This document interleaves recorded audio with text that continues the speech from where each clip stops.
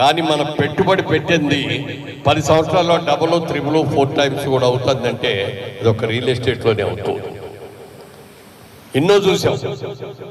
ఇవాళ అయ్యో మనం కొనలేకపోయామే, మాదాపూర్లో కొంటే బాగుండేది, ఆ రోజుల్లో ఇంతే తక్కువ కదా అన్నారు. కానీ దీని గురించి ఆలోచించి ఇక్కడ కొనండి. ఇప్పుడు కొన్న వాళ్ళందరూ కూడా అదృష్టమవుతున్నాయి. చాలా రేట్లు పెరుగుతాయండి.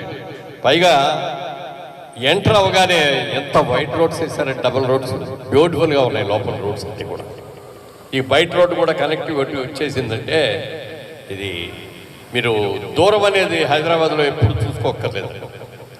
మీలో చాలామందికి తెలిసే ఉంటుంది, బాంబేలో చాలా కాస్ట్లీ, అక్కడ ల్యాండ్ కాస్ట్లీ, అపార్ట్మెంటే దాదాపు 10 కోట్లు, 20 కోట్లు, 100 కోట్లు కూడా ఉన్న అపార్ట్మెంట్స్ ఉంటాయి.